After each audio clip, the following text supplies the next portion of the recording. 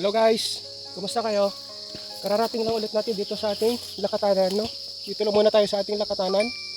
Gawa ng medyo matamlay ang katawan ko, hindi ko alam. At ako'y parang hinihingal guys, no? Gawa siguro ng mga pagpapaulan to ng mga nakaraang araw. Ambon-ambon, parang akong tinatrangkaso. Ngayon, may mga tao din dito, oh. Nagpapatrabaho si Uncle Pupoy, yung may-ari ng lupa. Ano yung nagawa nyo? Nang Lanzones?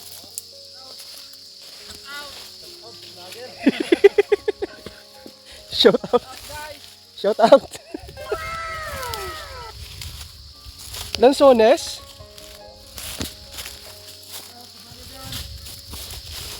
Taba ng sili, oh. Taba ng sili guys, oh.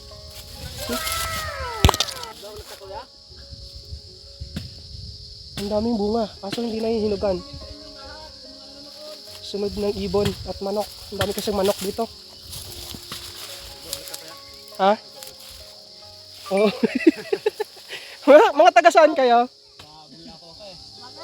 Ah, Bulalakaw kayo? Tinisaan? Sino-sino sa Tinisaan? Yung mga nagtatanim sila dito guys. Ayun, nagtatanim ng lansones. Yung lupa na ito dito ay kay Uncle Pupoy ito na Brique. Ayan eh. Papansin nyo, no? Patay na yung damo. Pinawer yan ni tatay ng mga nakaraan. May tanim na kalamansi. May tanim na papaya. At tinatamnan na din nila ng lansones. So, ito yung susunod. Nasabi ni tatay ng mga nakaraan. Itong puno ng lansones. Tatamnan ko din daw ng lakatan. So, ayan. Ayan o. Mga taga-Tinis, ano na apelyido nyo? Gusi? Kusi? Ano nyo si ex-mayor Kusi?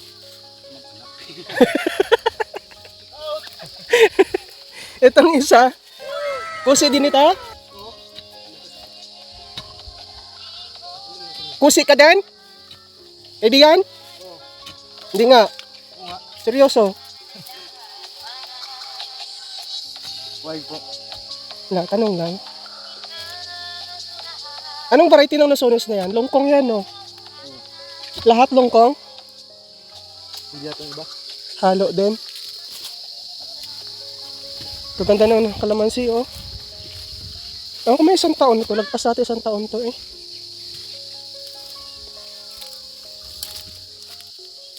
Ang kagandahan kapag may nursery, guys, kasi yung may-ari ng lupa nito, meron siyang nursery. So, doon sa nursery niya, may mga punla siyang gaya niya, no? Yan, yung lansones na yan. Yun, no? Lalaki na. May kalamansi din, no? Kagandahan kapag may mga ganyan, lalo kapag may area kang pagtatamnan. So, madali kang makapagpundar ng pananim. Kasi may mga pananim na. Itong papaya naman dito, kay tatay ito na papaya. Ngayon, nung malinis na nga, ito, tinatamnan na din ni Uncle Pupoy ng mga punla. Mga pang durable na pananim. So, ayan. Anong pangalan niya? Gmar. Gmar Kusi. Itong taga Bulalakaw. Gibundan. Ha? Gibundan. Apelyido? Butiro. Montero? Oh. Ba't ang layo? Tagarang dito. Ah, dito lang sa Rojas.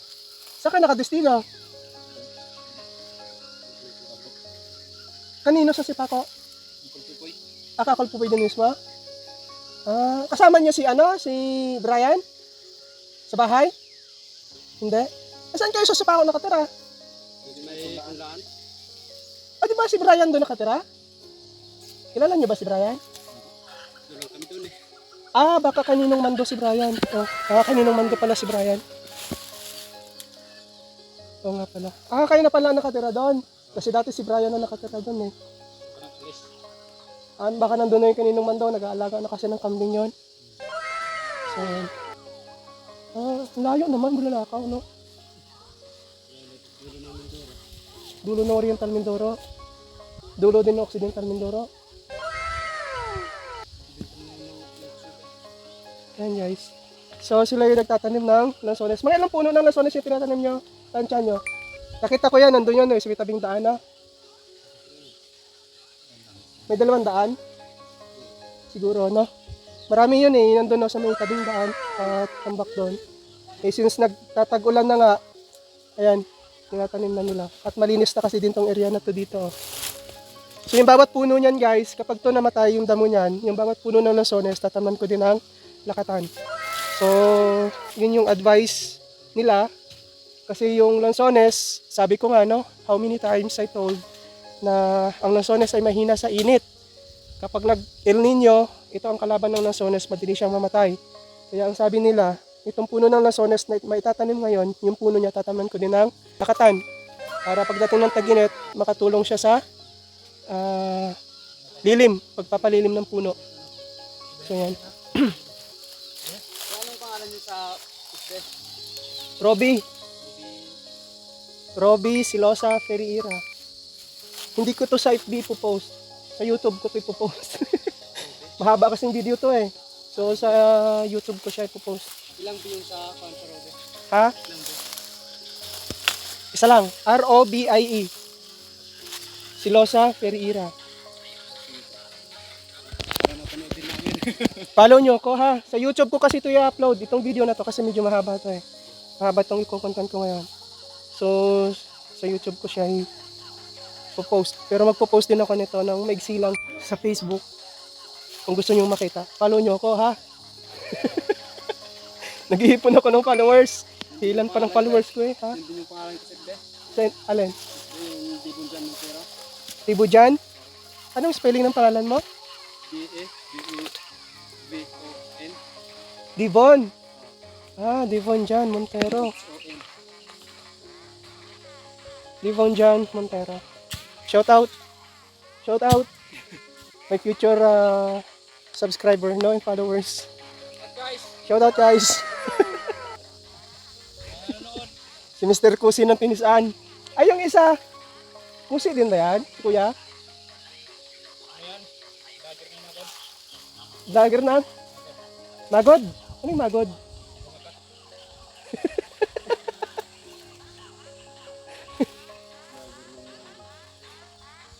So, ayan. Lager ng magod. Ano yan? Arawan kayo? O bawat puno? Buwanan kayo? Stig na ko tutoy, no? Kaya, buhay na pala siya, no? So, ayan lang guys. At, ang hirap kakangawit din. So, yun lang. So, yun lang muna, ha? Yun muna kayo. Muna ako sa taas. Guys. At tayo ay maglalakatan naman, no? At umahon din ako ngayon, araw ng Sabado, dahil bukas ay Linggo.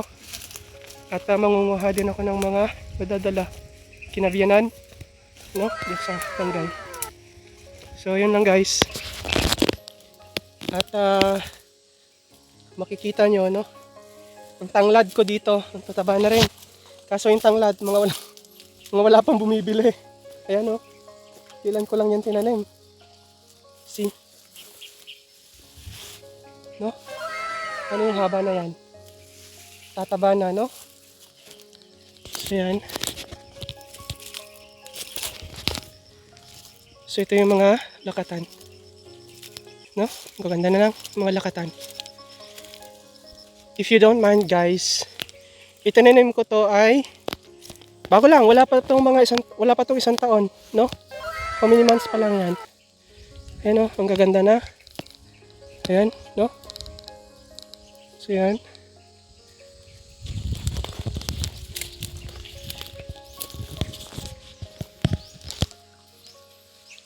Ayan, no?